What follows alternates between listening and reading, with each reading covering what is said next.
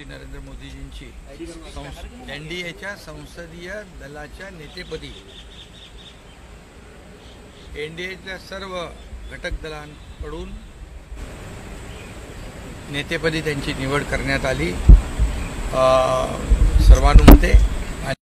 दिवस हा देशातल्या खऱ्या अर्थाने देशवासियांसाठी एक महत्त्वाचा ऐतिहासिक दिवस आहे, कारण सलग तिसऱ्यांदा गेल्या 40-50 वर्षामध्ये या कालावधीमध्ये सलग तिसऱ्यांदा या देशाचे प्रधानमंत्री नरेंद्र मोदीजी यांना संसदीय दलाचा नेता बनवलं आणि परवा लवकरच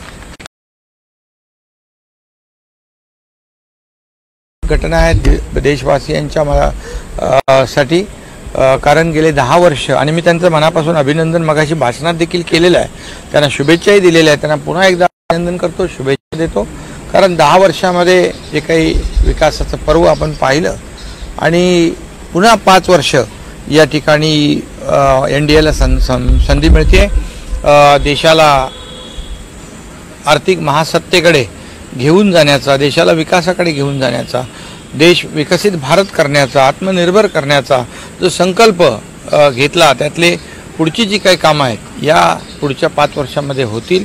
आणि मोदीजींनी देखील भाषणात म्हटलं सर्वसामान्य गरीब मध्यमवर्गीय या राज्यातला प्रत्येक नागरिक, गरीब शेतकरी, महिला भगिनी, युवा या सगळ्यांच्या जीवनामध्ये एक बदल घडला पाहिजे आणि सरकार म्हणून आपलं म्हणून त्यांनी देखील या देशवासियांच्या बद्दल ज्या भावना व्यक्त केल्या त्यातून मला वाटतं खूप मोठे निर्णय आपल्या नजीकच्या काळामध्ये पाहायला मिळतील सरकार स्थापन झाल्यानंतर।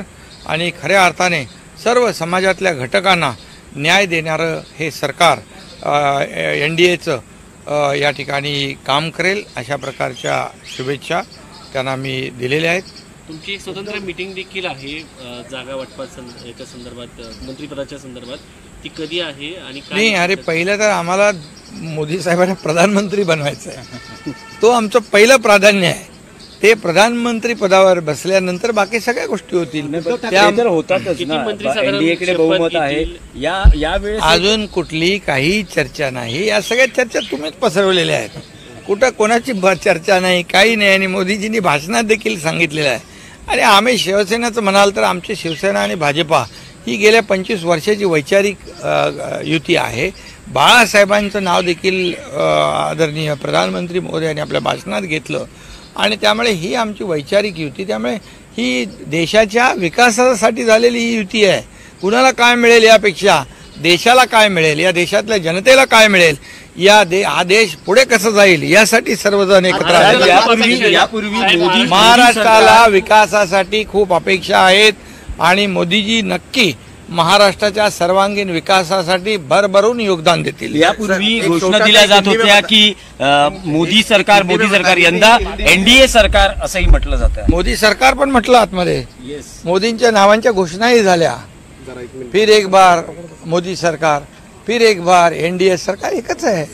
शेवटी नेतृत्व मोदीजीच करणार आहेत आणि मोदीजींच्या नेतृत्वाखाली सर्व एनडीएचे घटक खुश आहेत आणि सगळ्यांनी मोदीजींचं नेतृत्व मान्य केलेलं आहे। मोदीजींच्या मार्गदर्शनाखाली या देशाचा विकास होईल, देश प्रगतीपथाकडे जाईल, जगामध्ये आणखी आपला देश नावारूपाला येईल, आपल्या देशाचं नाव अभिमानाने जगभरातले लोक घेतील। साहब एक हिंदी में बता दीजिए, आज आप संसदीय दल का नेता चुना गया है, आपने भी भाषण किया, कई बाकी नेताओं ने भी, क्या भावना है? बहुत ही आज का दिन हमारे लिए ऐतिहासिक दिन था, एक स्वर्णिम दिन था, क्योंकि लगातार तीसरी बार आदरणीय प्रधानमंत्री नरेंद्र मोदी जी को एनडीए का संसदीय दल के नेता के रूप में चुना गया, सर्वसम्मति से चुना गया।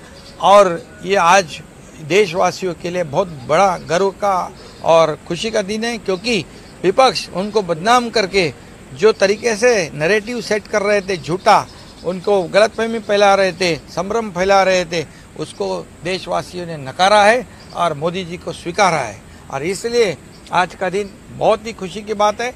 और मोदी जी जितने 10 साल में जितना काम किया है, अभी 5 साल जो मिले हैं उनको मौका मिला है, तो ये उन्होंने भी अपने भाषण में कहा है ये इस देश की जनता, गरीब हो, मध्यम हो, सभी हो, युवा हो, शेतकरी हो, किसान हो, महिलाएं हो, सभी लोगों के जीवन में एक बड़ा आनंद आ जाएगा और ये सरकार के माध्यम से जितना भी सहयोग उनको किया जाए वो किया जाएगा। इससे साफ जाहिर है कि आने वाले समय में बड़े निर्णय जनता के हित में होंगे। सीएम साहेब एक विषय होता की फडणवीस दिल्लीत आहेत.